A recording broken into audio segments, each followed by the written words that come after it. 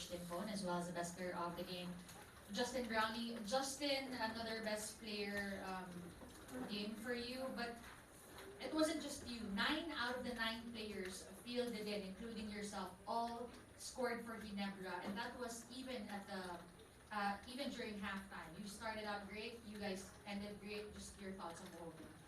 Yeah, we pride ourselves on playing together, getting everybody opportunities and shots, passing the ball, and that's a testament to our offense.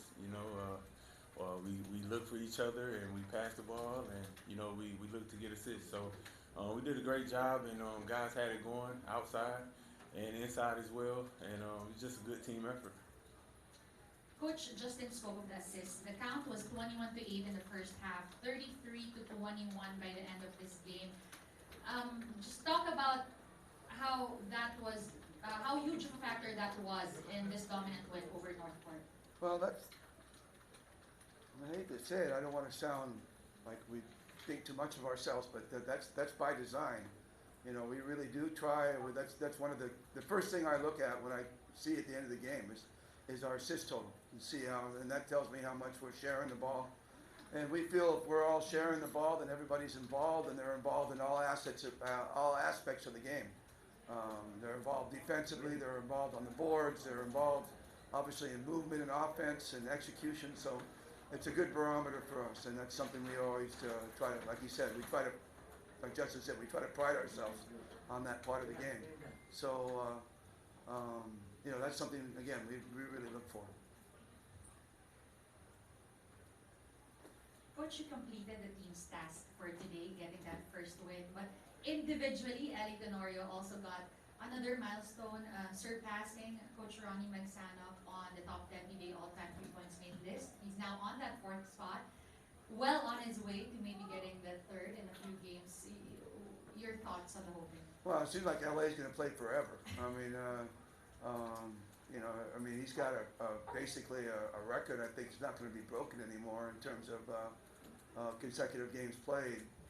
He truly is an Iron Man, and really kind of a freak of nature in terms of that. So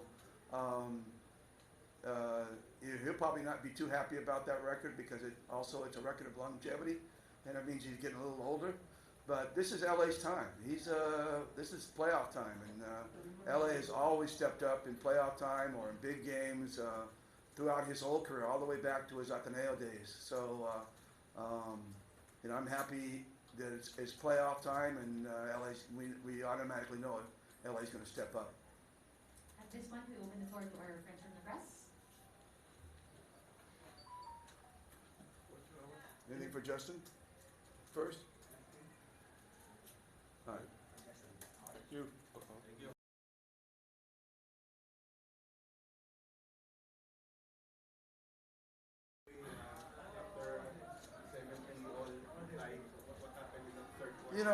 I'm going to have to look at the video and find out. It was just like a blink of an eye. All of a sudden, we had kind of broken it open, and we got to a 10 or 11, and then suddenly it was 15 or 17. But then they came right back at us and got it down to 11 and 9 points. And they're a frustrating team to play because they're good. They've got really good shooters. Arvin has really come into his own in terms of being just a lights out, you leave him open, you're dead kind of shooter. Of course, Bullock is a guy that could just break you down. And I didn't think we were defending him that well in the first half. I thought we came out with a lot more pizzazz against him in the second half. And that I thought helped our defense up. But, we're a kind of team right now that if we can make stops, that's going to put us in the open court. And we're pretty dangerous in the open court. Whether it be pulling up for threes or getting to the rim, we're pretty dangerous. So as long as we continue to focus on our defense, and that defense will help our offense, and that's really what we're looking for and what we're trying to do game in and game out. So we try to think the game defense first, and we were frustrated in the first half because we just weren't making the stops that we thought we should have. They were getting to the rim. They were killing us in paint points in the first half. But we cleaned up a few things in the second half and the third quarter, and it started to take effect.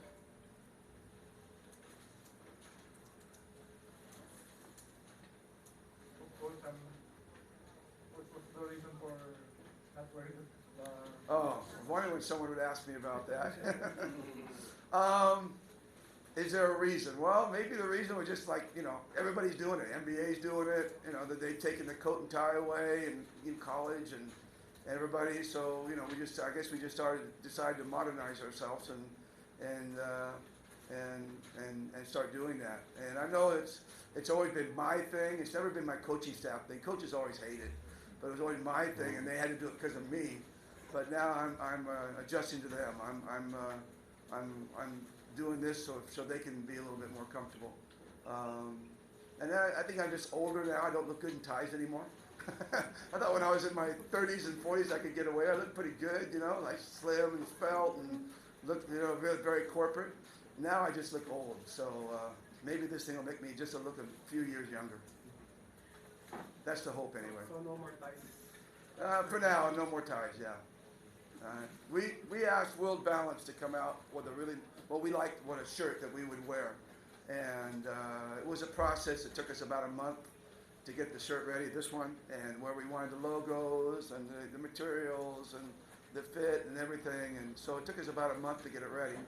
And so now we decided to open it up we actually just got them yesterday.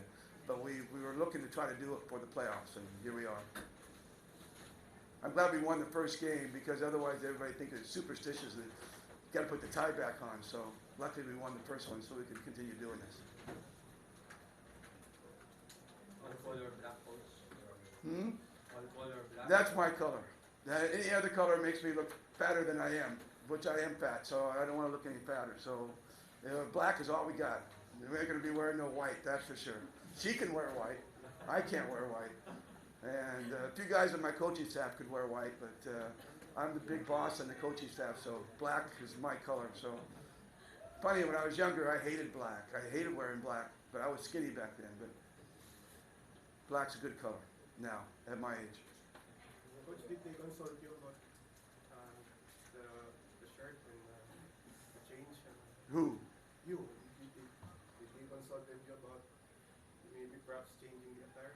No. It's basically it's been something I've been thinking about for quite a while.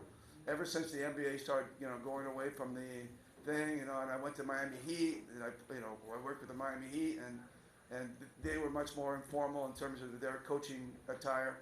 And honestly, I just kind of feeling bad for my coaching staff that we were the only ones still in dinosaur age. So it was more. It really is more for them than it is for me. But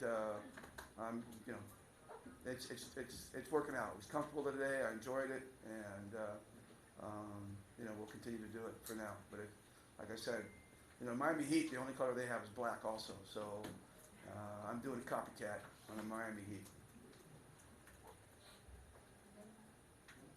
That concludes our post-game press conference. Thank you and congratulations.